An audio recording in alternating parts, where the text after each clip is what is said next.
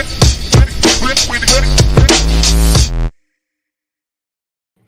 did it on purpose and I didn't press the wrong one. Yes, guys, I'm Si. This is Ace Podcast Nation, the home of Rhodri Giggs on football, brought to you by the guys at footballcentral.com. That's double L, football central with a double L.com.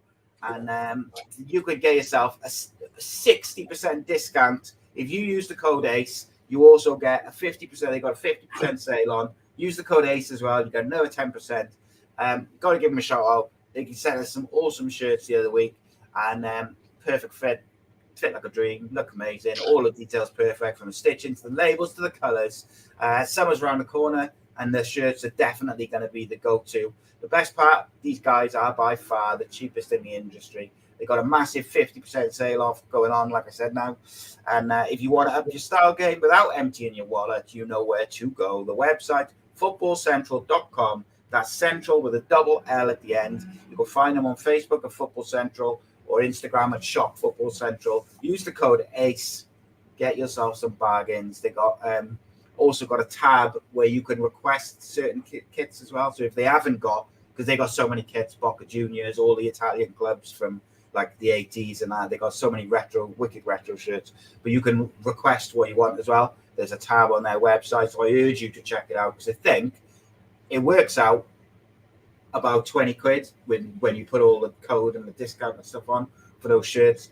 And when you think how much they are, like, mate, it's awesome. They've also got modern day shirts, like the current ones, but retro's right up my alley, mate. But I'm joined by the man himself, ex-Bangor City, ex-Aberystwyth Town, ex-FC United, Salford City, Mosley, and many others. It is none other than the Super Six leader, champion, Rhodri Giggs, future champion of 23-24 by a landslide, by the way. Getting embarrassing now, to be honest. I even left it a couple of weeks. I'm still like 70 points in front. Yeah, mate, I gave up three weeks ago. Pretty embarrassing, but anyway, yeah, you're right, Paul. All good, mate. All good. Coming from your 4-1 drubbing. Mate, nothing to play for. The boys are on the beach, innit? Poor. Do you know what's mad? Like, I watched it. It was a weird game. Like, it ended 4-1, but there was a point, I think, where we could have been 2-0 up, and it was just a very strange game. But look, Michael Carrick's doing a very, very good job. They'll probably be disappointed not to have made the playoffs this year, but I like the way he goes about his business, mate. And Cardiff got some work to do, but they got some very good youngsters. So it's going to be an interesting summer. Got to tie down their manager, which I guess, I tell you what, that ties us in nicely, being the professionals that we are. We'll start with the championship. It's the final day of the season in the championship. Many permutations. It's not quite as close as it normally is in the playoff and relegation. There's only a few clubs compared to normal, when there's normally several clubs which can get in the playoffs or get dragged into the relegation. But we're going to have a little look at the different permutations. Obviously, congratulations to Leicester City, who are the champions of the championship again. They got quite a record. I was looking at the trophies that Jamie Vardy's won in the same time that Harry Kane's won the Audi Cup, which is an interesting one. But he might win the Champions League, mate. You never know. But let's have a look at these permutations for the championship. I would like to see Ipswich go up myself. I think Kieran McKenna is doing an absolutely incredible job. And I think I said to you around Christmas, just after Christmas, out of all the teams that I'd seen... 1 minute, carry on, I can hear you. All the teams that I've seen Cardiff play this year, Ipswich is the one that I've been most impressed with in terms of how they go about their business, how they play football. Very, very impressed with Kieran McKenna. And ironically, the two Ipswich games are probably up there in terms of Cardiff's best performances this season as well. But I'd like to see Ipswich go up, partially because they obviously don't want to see Leeds go up. But Leicester up as champions, mate. I think that was always on the cards. They had a little rocky spell recently, didn't they, Leicester, where they looked like they were trying to throw it away. But every time wobble, but gain the stabilisers and off they went. Well, the thing is, every time they were losing games, every time they lost, Leeds would then go and lose, or Ipswich would drop points, and it was like, well, let's have it. Leeds the bottle jobs, aren't they? Getting a bottle job. Historic. Nothing more that pleases me going to work and protecting my Leeds colleague. So I hope for anything more than Leeds United not getting promoted. That's it, imagine. Well, in terms of the automatic side of things, Ipswich are in pole position to seal the second place. For the first time in 20 years, get back in the Premier League. But if they do slip up, you have Leeds waiting in the wings. I think Daniel Farke's team can go up if Ipswich lose, but Leeds also beat Southampton at home, which is not because they've got better goal difference, haven't they? Yeah. But look, I'm sure during the game there'll be bits and bobs, and it'll go up and down. I would think Ipswich will do enough, but you just never know.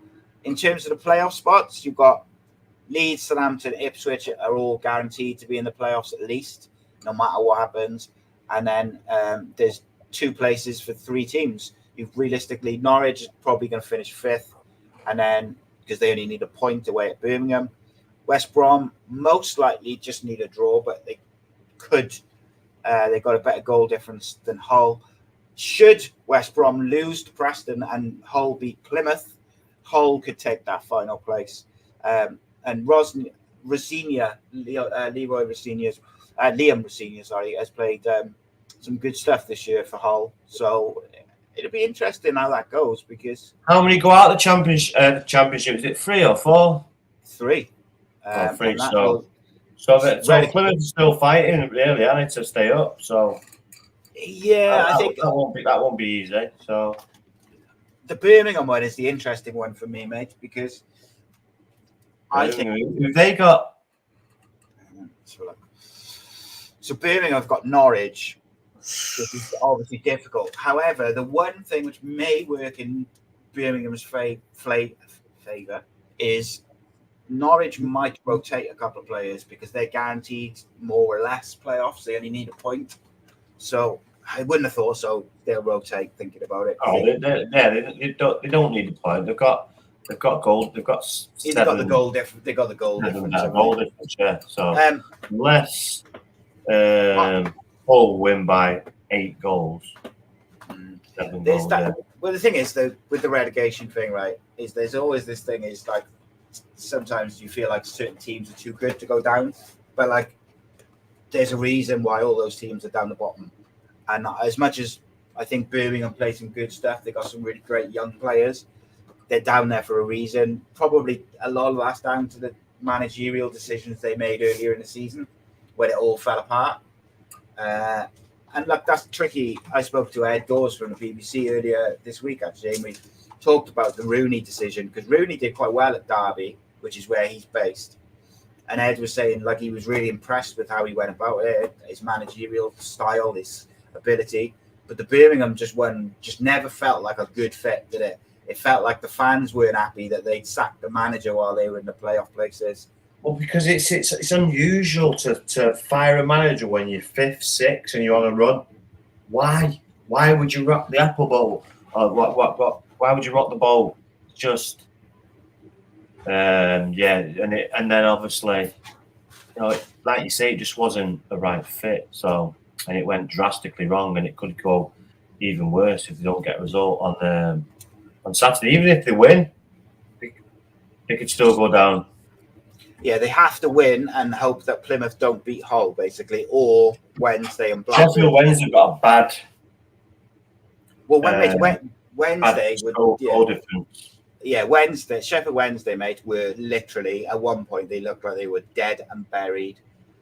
Borrowed a striker on loan, signed a striker actually on a free off Cardiff. Even Huddersfield, who are they against? Well, they're Ipswich, aren't they? So Sheffield Wednesday got Sunderland, but Sunderland have got nothing to play for, mate. So these are the difficult ones when you play teams which are safe and but when you're playing it at Sunderland, yeah, but mate, when you're playing at home and you've got nothing to play for, the pressure's off. You can play better.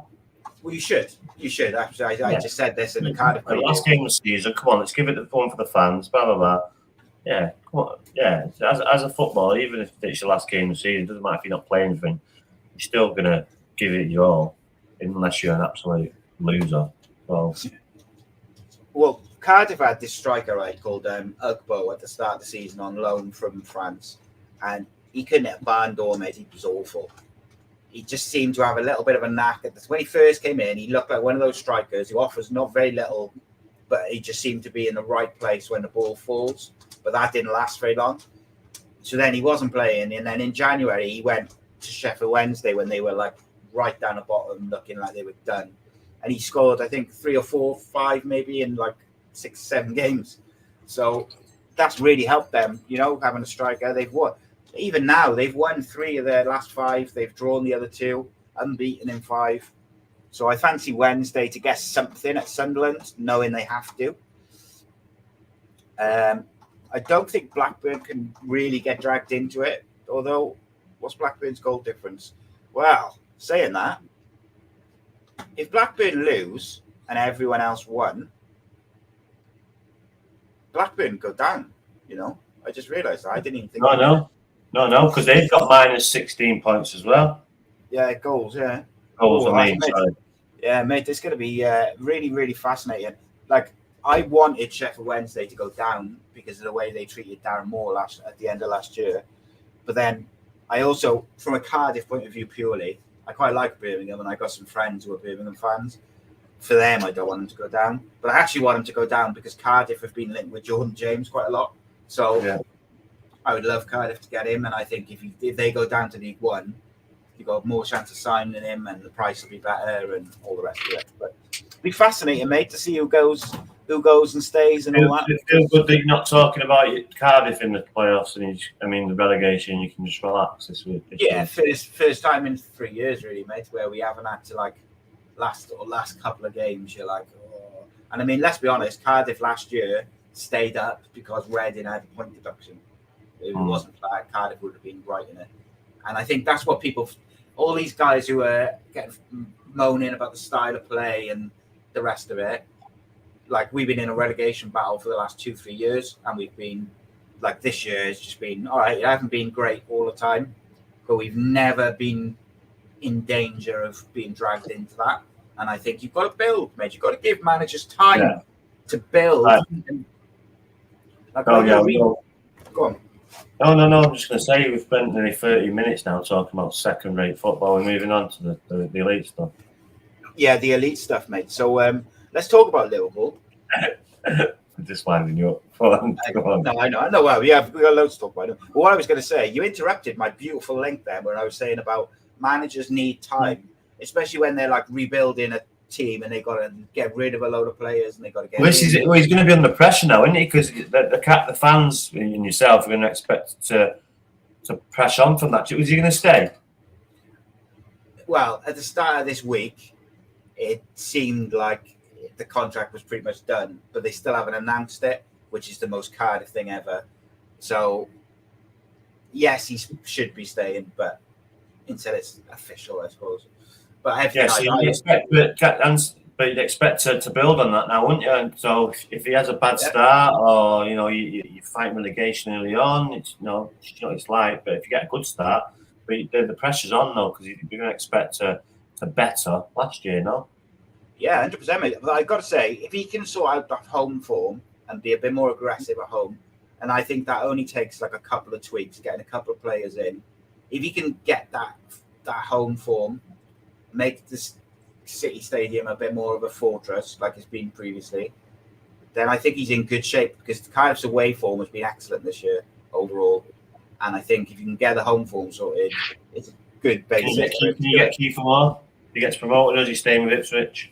I don't know whether they got their fingers burnt with him, mate, to be honest, and whether they'd still go in. They should do, but whether they will or not, I'm not so sure.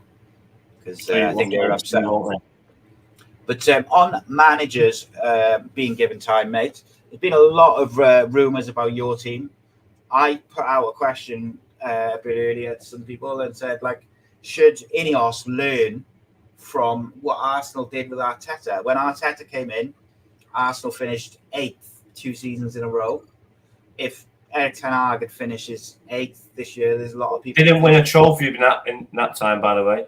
No, not in those 2 seasons. He didn't, did he? No. So a lot of people saying that. Well, a lot of people saying Ten Hag should go because of the league position. However, I think after a bad. Go on. Sorry, go on. I was just going to say, after last year, I think he showed that when he's got his first team available, he can play good football, win games, win trophies, etc. If you let him build on that. He obviously thought in the summer that he had the players to build on that in Onana, Mason Mount, etc. But a lot of those players haven't been available, and a lot of the first team players haven't been available. In my opinion, Ineos should let him see out his year next year and then decide over next year.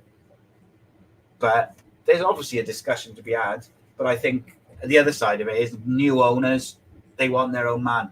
So, but I think they should look at Arsenal and look where Arsenal are now because they stuck with the guy and let him finish the rebuild. There's no point just keep starting a rebuild and then just scrapping it after 18 months every time. It's pointless. Go on. No, and I think that's what they'll end up doing, and that'll be probably the right decision at the end of the day. Because when I sit down and think about it, really, when you take emotion out of it, when you said Arteta got there and Klopp got there, they didn't win, they didn't do anything at the start. They have to embed the team. They have terrible luck with injuries. It's just the gaping hole in midfield that is frustrating. Players letting him down, poor managing by himself when we're seeing one of our players being man of the match in the semi-final of the Champions League. Well, partly some of it to blame, but I would let him see him because even though we've had some bad performances there and lost a lot of games, it's a knack to get to finals. Not easy. Especially if you end up winning that final as well. Yes, we got beat last year in the final, but we ended up winning the final, and he keeps getting to finals. So eventually, if he's getting the right team and the right players, I think you can give anyone a game. Adding to that, with this Ineos group, this seems very capable. We just have to wait and see. But they're going to have. The keeper has got better, even though he's just throwing haymakers again on the weekend. He's flappy. No need to do it. Just relax. Anyway. But he's got better, even though he made a clanger. Yeah. Every keeper makes clangers. But it's just if he keeps on making that same mistake, he made it at the start of the season, now it's near the end of the season. Are you dumb, or is it a bad 2 mistakes a year apart? But need a spine, need a proper centre midfield and a proper centre half, and possibly a centre forward as well. That's what I was going to say. I was going to mention, people forget, right, that Højlund is 20, and he's the only centre forward they got. No. That's why I'm saying he needs help. Anthony, again, 2021, erratic, but he's got pace. He's got things that you can work with. You don't really want to sell him at the minute anyway because you're not going to get nothing for him. So work with him, make him better. You've worked with him before. You bought him. You've worked with him before. Make him better. Otherwise, this is on you. Mason Mount, not really seen much of him, been injured in and out. The emergent of Garnacho is on his watch. The emergent of Manu is on his watch. So there's some pluses, but the injuries is killing him. Luke Shaw, you would keep him. We need to think of the players. Varane, gone. Casemiro, probably gone. Wan-Bissaka, gone. Lindelof, gone. Do you know one reason why I think they might keep Casemiro now is they might keep him because I think he's looked quite good at centre back, and if Johnny Evans is going, Lindelof is Ericsson gone, Evans gone. So they made about 7 or 8 players there. So but the thing is, mate, right? If they get rid of Varane, Rand's in the contract. Why would you keep him? No, but that's what I mean. So if they're going to lose at least 3 centre-halves, maybe 4 if they sell Maguire as well. So I think they might end up keeping Casemiro as like a third choice centre-back, but also someone who can play, in midfield when needed, because you can't get rid of everyone at the same, all at the same time. You just can't, because there's 2 problems. You can't get rid of everyone. You would keep Maguire. Look how he's been for the last 3 or 4 months. The disrespect he's been getting is terrible. It's defensive. Without him, we would have been in a worse position. Yeah, of course we would. But that's because everyone is injured. For him to be on that bench, not starting, but be on the bench for someone to come on, I'm more than happy with that. Yeah, as a backup. Obviously, bring another centre half in. Then why have we got rid of us? It's only Lindelof around. Why are we keeping these players that are fucking shit and we're getting us in the position we're getting in? We need to start getting them out. Not just thinking, if he goes, we go. If it leaves us short, then we'll bring some young players in. I'm sure United have got a good history of bringing young players in, so they have to do it that way. But they have to start getting these players out. Bad players for United, bad recruitment, bad players. Get them out. Yeah, I agree. And then you got a decision to make. 29-year-old Bruno Fernandes. Do you get rid of him? Do you sell now? I would keep him. Marcus Rashford. It's a big. There's a lot of money there, but do you want to keep him? Do you want to sell him? No. When a Marcus Rashford is on point, then there's probably no one better in an England shirt on the left. But playing for Man United, it's got to be consistent. It's not at the minute. It doesn't look happy. So what do you do? It's a big decision they've got to make there. Does he go into the Euros, have a great Euros, and then everything's rosy, or did that put his price up? Or don't know, but it doesn't look good for him.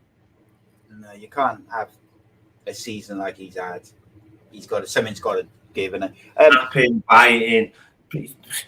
Most fans are not giving him abuse. You're not working hard enough for the club, mate. You're not running about. You're just fucking jogging, and you get a lot of dough, a lot of money. People are pissed watching you do it every fucking week. It's not an abuse. Work fucking harder. It's not hard. It's not hard. Run about. Get a fucking sweat on. Just going back to Harry Maguire quickly, the only thing I say about Harry Maguire, mate, is if United want to move forward and he wants to play the way he wants to play, you can't do it with Harry Maguire. I understand that, but you're saying you can't get rid of everyone. So you got rid of Maguire, Varane, Lindelof, then you've only got 2 centre halves, and you're keeping a fucking Casemiro who's dragging a fucking cart horse when he's running. I'm just saying I could see him keeping him if they get rid of Evans, Lindelof, and who was the other one? Lindelof, Evans. I don't know. Maguire, Varane. I'd only sell Maguire if someone offers like 40-50 million. I wouldn't give him away for fuck all. You could bring 2 centre halves in, but they need a proper one because they've got Martinez there. And they got to get Martinez. Dominic, can you cash in on him? There's a lot of things to, But you know what would be the most? Still a massive job. Still a massive job with all the same players that have been there. So why the hell would you bring another manager in, but possibly could sell the players that this guy's just brought in, and keep the players that have been here for fucking 7 or 8 years who've got us nowhere? So let him see it out. He's obviously identified who he needs to get out. People have already identified what needs to happen 2-3 years ago, and that was at Ralph Ragnick. Yeah. Players that should have brought in what needed, even though it's open heart surgery, but no, we're in the same position 3 years on because incompetence in ownership. But now it seems to evolve a bit with these Ineos group coming in. So, it's 2 year job, 1-2 year job, but he's got to, if he gets the last year, then he's got to do really well. He's got to do better next year. He's got to do really well. I mean, stop these defeats at home. Stop these defeats. Stop the basketball games of end. Just end to end. Stop it. If you want to control the game, but don't be so open. And you're right, you can't do that with Harry Maguire. But he's a very good substitute to have. Yeah, He'll get to the quarter finals in the finals of the Euros this year. So he's no fucking scrub. Yeah, I don't think that he's this ball playing centre back, which everyone makes. Like, he hasn't been the problem for Manchester United the last 4 months. It's good to have on the bench and England starting centre half. Yeah, I agree. He's more than good enough to be the backup centre half. Absolutely. The last thing I was just going to say on United, mate, the most United thing. You don't want to be that, by the way. You might not want to be that, mate. Fuck this. I prove myself here. And forget this. I don't want this. And you couldn't blame him because the way he turned it around, it takes mental strength. That for 2 years you're having one, and then suddenly you're the butt of the jokes. And he turned it around. I admire that. And and without him, we'd be screwed. Yeah. Well, mate, popped up with a few goals as well. He's defended very, very well. Put it this way, right? If some of the other players within that squad, I won't name any of them, but some certain other players or a big group of those players had the same mental strength and character that Harry Maguire has shown over the last 12, 18 months, the team as a whole would just be better just because of that. Just last thing on United, mate. The most United thing ever would be that they will sell Bruno Fernandes in the summer and keep McTominay, Lindelof, whoever, like all these players who've consistently. Come on. They will, mate. No, they're not. It's not. It's different owners, size. Different owners. You've got fucking Jason Wilcox there. You've got people they're bringing in who are not stupid, who are going to want these players out. You're going to want a total know what's going on behind the scenes, and it's a total overhaul. If you don't get on board, Eric, then see you later, pal. This is what's happening now. That I will give them fairness. Like you obviously got to judge it when they do things, but the structure which they're putting in place off the field is quite impressive. Like they are picking up the best of the best.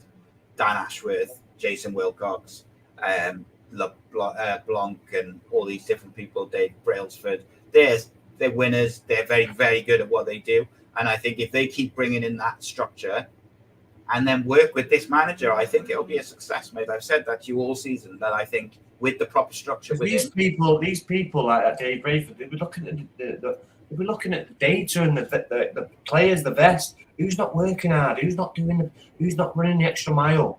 Right, well, look at him, Marcus Rashford here. He's just jogging. So why are we paying him nearly over $250,000 a week over that for minimal results? No, come on. These are the type of people who are in here looking at every nook and cranny, lifting every stone, and it'll be sorted. But it's not going to happen overnight. And you've got two juggernauts at the minute. Well, say juggernauts. Two little clubs, Arsenal and City, who are doing very well at the minute. So Chelsea are going to get better because they've got a young side, but they'll get better because they've got dough and they've got a capable manager, even though he's not one to tap. But Liverpool, who knows what will happen there? Well, that takes us on nicely, which is the next question I was going to ask. Is I know me and you are not Liverpool's biggest fans, right? But I want to try and be fair in the conversation. And why has Liverpool's season completely fallen off a cliff since Jurgen Klopp announced that he was leaving? Like, why? Why has it happened? Is it the players? Is it the announcement? Is it just... Mate, come on. It's not Jurgen Klopp's fault. It's people are missing over like 25, 30 chances a game. Count the players. Nunes, Salah missing him, Diaz. You can go across the line. The amount of chances this team has created and not converted is a joke. So how can it be Klopp's fault? He's put them in the right positions, coached them into to be in the right positions to create chances, and they're not doing it. So how is it the manager's fault?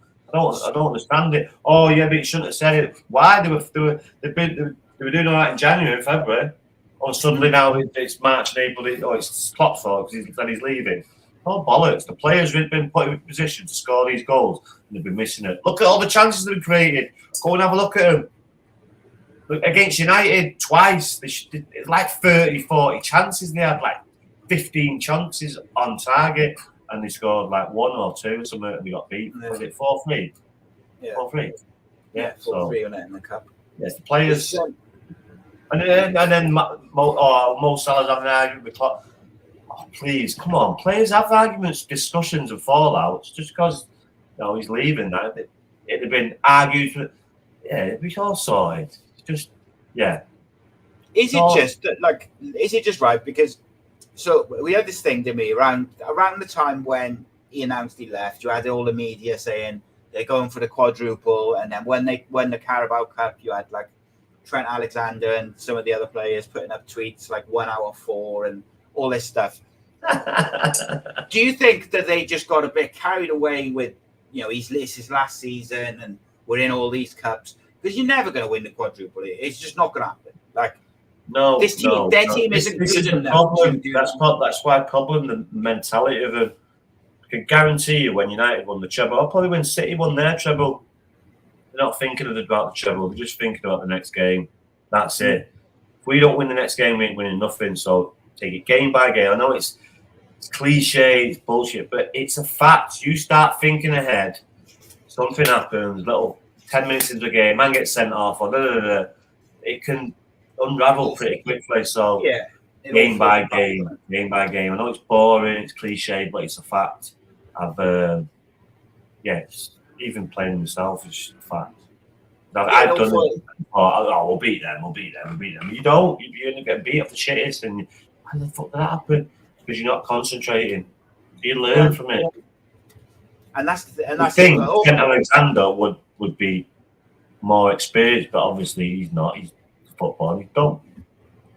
Yeah, and I mean that United FA Cup game is almost a beautiful encapsulation of all of that, because they would have gone into that game thinking this is going to be easy. United shit this year, blah blah blah blah. Whereas anyone who's watched that fixture or any type of derby fixture knows that it's never easy, regardless. And I think it was 35 shots in that FA Cup game in the 90 minutes they had, and to not win the game when you have that many shots on goal is down to the players. So is it a case that the squad and the players he's brought in most recently, they're not quite good enough yet to challenge? So you get close. It's not a bad thing. There's still.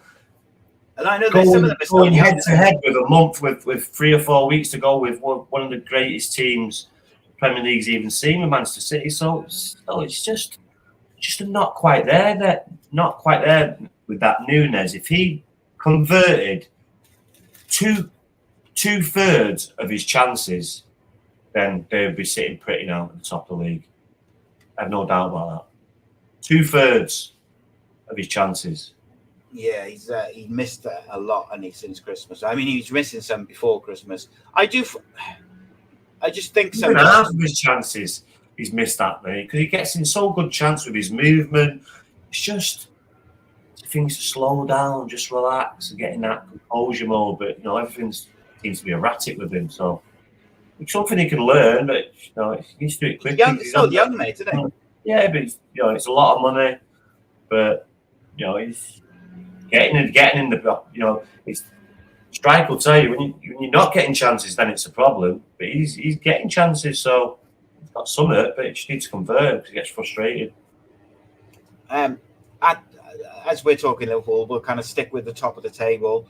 It's almost neck and neck. Man City got a game in hand. They're 1 point behind, but with a game in hand.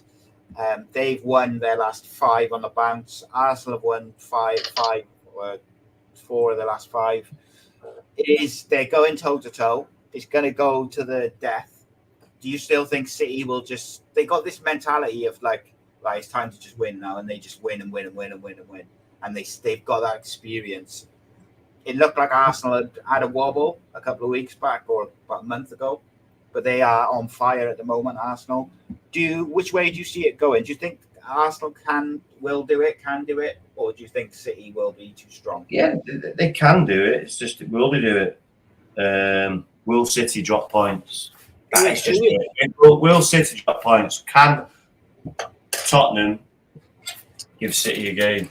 I was just looking. Tottenham is their game in hand, isn't it? Yeah. Looking at it. And it'll be that much of a big game, then City will be tuned in. So thinking about it, because they've done it so many times now. City's to lose, really, so I don't see them losing it. But, if Arsenal win out, keep the pressure on. Yeah, so who've Arsenal got this weekend? It's not United this weekend, is it? That's the weekend after. No, you're tell you now. Bournemouth. So there you go. They should win that. I mean, City have got Wolves at home, so yeah. It should be neck and neck, and then Arsenal have obviously got to play United. Is that at Arsenal or is that at United? That Old Trafford, that. It's a difficult place to go, but then if you're going to win the league, mate, you've got to go and. No, but that's next week as well. Next Sunday. Next Sunday, yeah. So well, City have got Fulham away. So if Fulham get a result against City, which could happen, because that could be a tricky one. Fulham, tight ground. Fulham, a nice, decent footballing side that could have a purple patch and get a result there, or even a draw. And then you've got to go to Old Trafford on the next day and win. The interesting thing with that Man City Tottenham game, mate, is Tottenham needs to keep winning, because I know people have written off United to get fifth, but there's only 6 points between Tottenham and United. No, and their next two games is. And Tottenham. Did you see Tottenham the other day against Chelsea? They were absolutely gash, mate, and they seem to have that in them. And they got Liverpool next. They got Burnley, then City, and then Sheffield United. So realistically, they could lose 2 of their last 4 games, which is the 6 points. If United were to win every game, United could suddenly pinch Champions League football, which would be mental. But it's going to go to the wire, mate, that title race. It really is. Is there any Liverpool out of it now, mate, do you think? What's Liverpool's games? Well, United have got to win all their games, though, haven't they? Because Tottenham have got two at they've got to make Liverpool and City. They've got Sheffield United away last game of the season, Burnley at home. So he's expecting to beat Burnley at home. But that's what I mean. If Tottenham lose to City and Liverpool, that's the 6 points if United win all their games. Yeah, but United have got to win all their games, haven't they? Yeah, that's very true. They include in beating Arsenal, mate. So Liverpool have got to play Tottenham, Villa, and Wolves.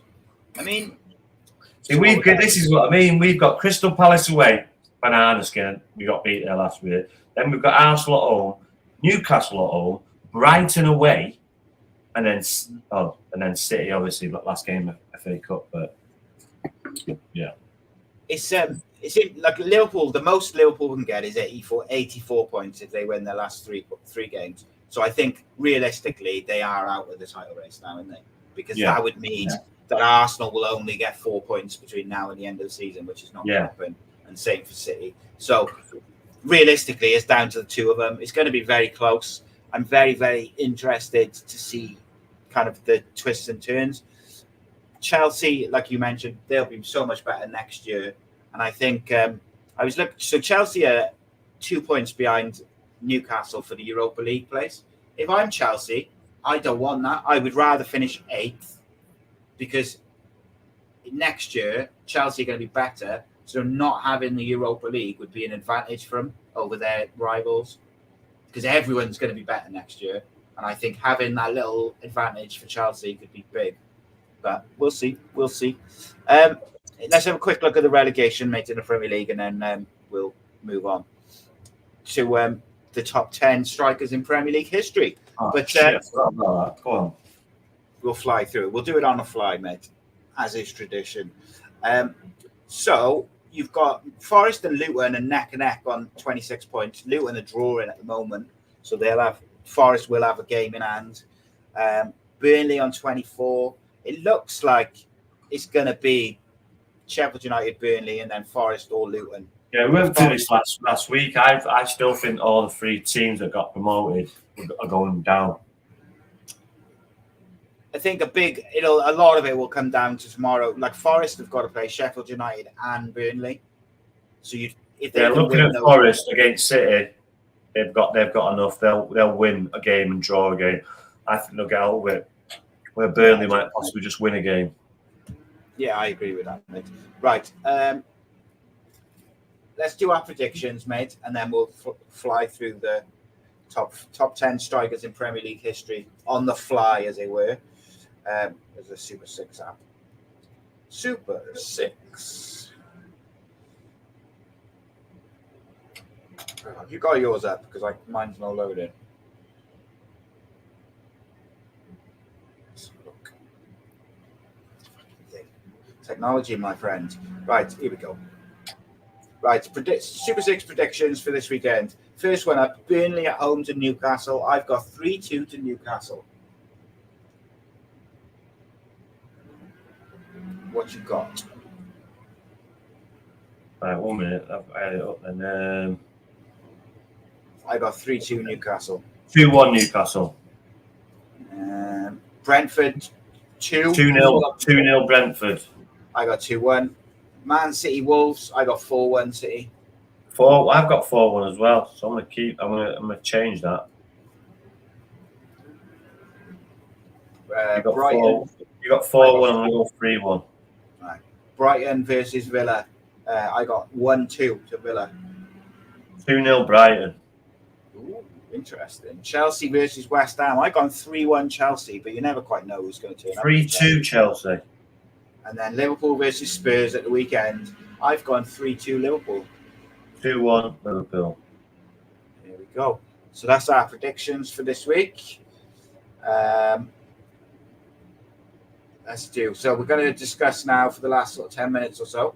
Top 15 Premier League strikers of all time. We're doing it on the fly, so bear with us. Because we might leave people out because we're getting old and our memory's not what it was. But we prefer to do it on the fly rather than kind of look into it and stuff. Who have you got at number 15, my friend? 15? Sorry, number 10, mate. Sorry, ignore me. I'm going to go... I'm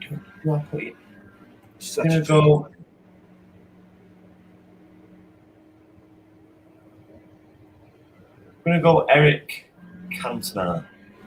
Interesting. So I am going with number 10 as Sergio Aguero. Nice. Number 9? Number 9, Michael Owen. I've got Eric Cantona, number 9. Number 8. Number 8. I go Robbie Fowler. I've gone number 8 as... I do like Robbie Fowler. I think he's one of the most natural finishers in Premier League history. But I've gone with... what are we, number 8, isn't it? Number 8, Ian Wright. Ian Wright. Number 7. Yeah, Ian Wright, 7 for me. So I've gone number 7, Didier Drogba. Oh, I didn't have him on my list.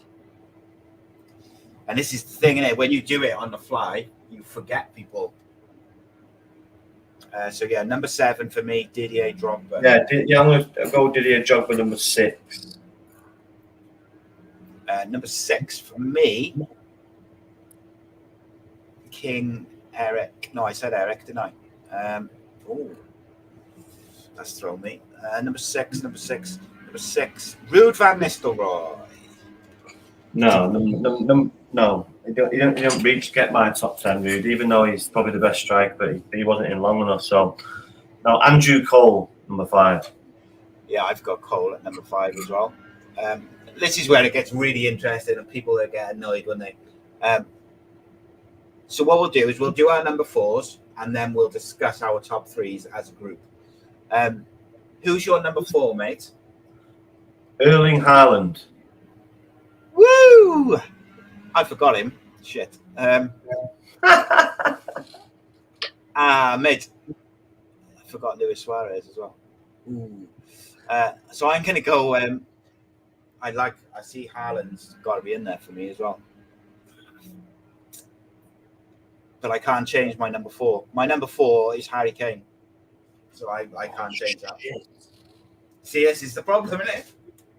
So I'm going to change. I'm going to go back and change. No. I'm going to leave one out because he was a winger anyway, even though he scored goals. But yeah, well. So I'm putting Haaland at number 10 instead of whoever I said number 10 was. Aguero. Marginally, they're like neck and neck. Okay. So my top 3 are. See, I had real trouble with this because I wanted to have Suarez, Andy Cole, Van Persie, but none of them make my top 3. My top 3 is Wayne Rooney, Thierry Henry, and Alan Shearer. Honourable mentions as well to Dennis Bergkamp. I think Vardy, people like that, but not this high up. Like my top 3 is Rooney, Henry, and Shearer. I kind of can make an argument for all of them to be in different. Shearer 3, Harry Kane 2, Wayne Rooney 1. No Thierry Henry. Yeah, kind of a winger, wasn't he? Winger striker. Was he a striker? Was he a winger? Didn't you leave him out? Didn't you leave him out your wingers last week because you said you were going to? Did I? Well, if he's a striker, then he's I'd bump Shearer out, bump Harry Kane out, and put him number 2. Still have Wayne Rooney, is it? Wayne Rooney number 1, mate. Yeah. Wayne Rooney. Yeah, Wayne Rooney's my number 1. I think I can make an argument for Andy Cole, Luis Suarez. I'm talking people who I left out of my 10, like Suarez. Andy Cole. On the basis of Wayne Rooney, of what his record was, but how good he was when he was young, how he could have won that tournament if he didn't get injured. But not a Harry Kane, not an Alan Shearer could have ever in their life done that. So for England, but he had people scared. At about 18, 19, 20, people were petrified of him. He was quick, strong. Yes, he still went on to be good, but then he was like, yeah. So my thing with Rooney as well is apart from obviously all the goals he scored and blah blah blah, is the consistency of him from 16, 17 to when he retired or when he left United. Say that period, every season was good. Like very rarely did he have a season like say Rashford's had this year where he's got like 5 goals. I think if ever, I'd probably be quite relatively confident in saying that from when he was a first team player playing week in, week out, every year he produced the goods. Yeah. I think for 15 years or whatever it was, that's incredible. And I think when you take into account then like his body shape and structure, like he had to look after himself a certain way because otherwise he put on weight and stuff like that. Like incredible, mate. And I think people don't give him the credit that he deserves sometimes for being probably England's greatest ever player, or certainly their greatest ever striker. If he kept himself fit, wasn't a big lad and drink and smoke and he could have. Yeah, but no. Quality player, mate. So next week, mate, I thought because it'll be we're coming towards the end of the season. I thought goalkeepers, are we? No. Well, we've basically done like all of them now. We've done goalkeepers, we've done wingers, we've done fullbacks, we've done centre backs. I thought we could do our all-time Premier League squads. So we'll do like squads. Yeah. So we'll do.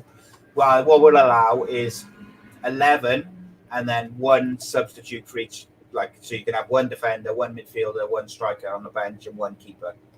Okay, yeah, sweet. So what's that? 15. So you basically just like a team. So we'll do that next week. Premier League team of all time, and then next season we're gonna have to come up with a new list. But I do enjoy these conversations, mate, because it's always interesting to see our faces change when we realise we've forgotten someone who should be on the list. Whether it's Haaland and like Andrew Cole, mate, gets so disrespected. Yeah, Andrew Cole's in my top 5. Disrespect is not. Mate, not. Sorry. Did you see the pictures of Andy Cole and John Terry went into the Hall of Fame? Did you see the pictures they took? John Terry turned up with all his Premier League medals. Yeah, I thought it was fucking. Yeah, Andy Cole's got the same amount of medals, but he ain't turning up because why does he need to? He's got jeans and a shirt on, looking cool. Yeah. And I don't know. Thinking, why the fuck you wrote that? Just to remind everyone. I don't need to remind everyone. People knows that I've got him. He's a funny guy, mate. John Terry is a funny one. Did you see on that? So John Terry done a podcast, didn't he, with Simon Jordan, talking about the Rio Ferdinand blanked him and doesn't speak to him. And but Anton's come back now, hasn't he? I know, yeah. So Anton said, we'll have a discussion. I'm open, to move things on and progress things. Silence. Yeah. And he said, but you got to do it live with cameras. So there's no editing, no taking anything out. And we'll talk about it from the incident all the way through, bit by bit. Nothing. Interesting, that, isn't it? Mm. You'd think that if he was that desperate to make amends or to have the discussion, he'd be open to that. Nothing to hide and everything, what they say. But there we go. He's a funny character, is Mr. Terry. Never met him, don't know him, but he's just an interesting character. Met him once. He was a nice fella. He was alright. Yeah, he was alright. Yeah, he was in town. I was in town on a night out, and he was out with a person who I knew. So he introduced me. We just had a little chat, and nothing major. Just hello, just a little chat for 5-10 minutes. He was alright, pleasant, polite. Let's play a game, mate. I'll name 5 people, and you give me a 1-word answer about what you think about them. Like just a thing. Yeah, want to play that game? Go on. Okay. So John Terry's the first one.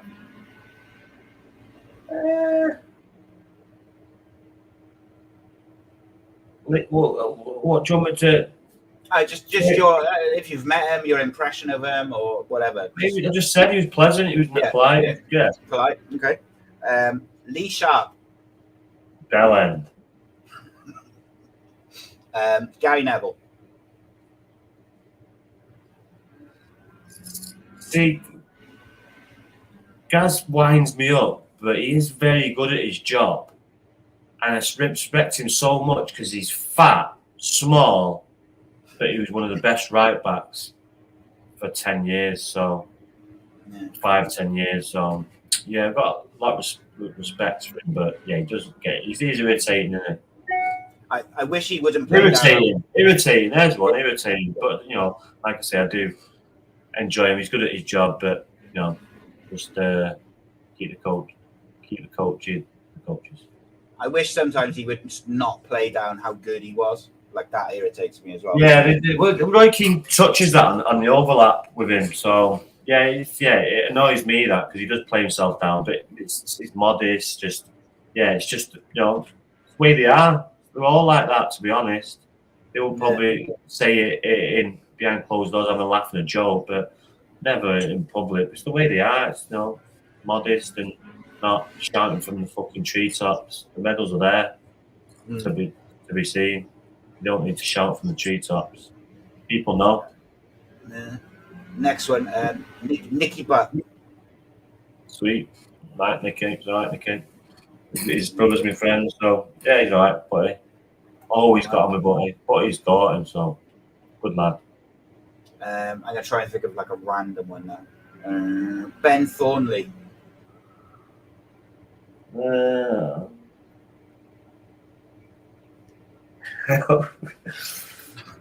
we always have a laugh at Ben, but yeah, he's all right, Ben. He's all right. No. He's lost a load of weight. We used to take piss out of him because he was fat, but now he's lost a lot of weight, so he looks good now. So yeah, he used to say we always make fun of him. He must have seen me coming and think, fucking hell, that is coming. Because I was just relentless with his voice. But yeah, I was He must have seen me coming. Oh, this fucker again. And I would just take the piss. I'm sure they did with me, so yeah. Yeah. And another reason why bullying works among friends. among friends, like, it works. Oh, yeah. I haven't seen Ben I haven't seen him for about, what, I don't know, 15 years. Yeah. Even though I watch him on TV sometimes, he's on it. I'll just mute it. Right, nice one. That's us for this week. We'll be back next week. We got some guests coming up over the next month or so as well, which is going to be really interesting because we got some really good ones. So we got some guests talking refereeing, some football. It's going to be some good stuff. Chinese tonight. Bosh. I had one yesterday, mate. Sorry, mate. Go on, you was mid-flow there. No, I'm all right. Sorry, I'm used to it. It just interrupted me when I'm like, just... I have got a bad habit of doing that. I need to stop it. Do it at work all the time. Then like people look at me like, I was just talking then. I'm like, shit, sorry. No, it's all good, mate. It's all good. Yeah, we got some good guests coming. It's going to be good. Make sure you subscribe to the YouTube channel. Please, helps us out a lot. Drop comments, likes, share the show. Yeah, I'm going to do my best to get down for this. Is it 6th of July, you say? 6th of July, City Legends with Joe Ledley. I'm hosted by myself. What's that? Is that Saturday, that? Yeah, it's Saturday, yeah. So I'll come down the Saturday day. Maybe I'll come down the Friday night.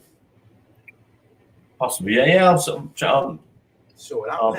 do my very, very best, but should be all right, even though I'm just not working, so I'll be at school. I'll be leaving school Friday and then going back to school Monday, so just hard work, but try and sort something out, mate, yeah? Well, it's in the summer holidays, isn't it? 6th of July. Yeah, that's summer holidays, surely, isn't it? No, it's not. Oof. It's not. Those poor kids. No, the holiday, mate, I've got the holidays ingrained in my brain. It starts in the 20s in July. We're off for 6 weeks. So, yeah. Do the maths side, come on. We're off for July and we don't go back till September. July, I'll have that. That's like 9 weeks. I'll take 10 weeks. I try and forget, don't I? Because like all the kids are but actually half my kids don't live with me no more. So it's like 6th of July. So yeah, I'll be still at school. So it's busy at the minute. End of the month. End of the year. I deal with year 11s, and that's the mock exams coming up. So yeah. It's typical then, isn't it? Well, mate, hopefully you can get down. You what? I said hopefully you can get down for it because it's going to be a quad. No, yeah, I'll do my best about it because I'll do my best. The old missus hasn't been to Cardiff yet, so I'll ask her. There you go, mate. 6th, so Joe Ledley, 6th of July. Going to be an absolute night. Get down the bay, yeah.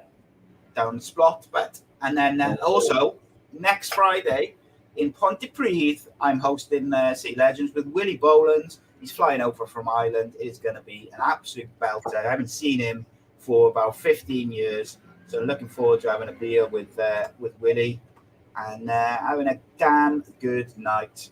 If you want tickets to either event, they are.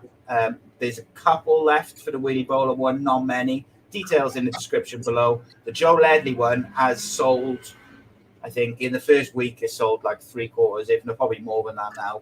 So if you want to get tickets for it, get them and get them quick. Only £10. All the details in the description below the episode. Get on it. I've been Si. This is Ace Podcast Nation. That is Rhodri Giggs. We are here every Thursday talking all things football. But I'm going to have to keep talking because my screen's just frozen. No, there we are. We're good. What an amateur. We are good. In a bit.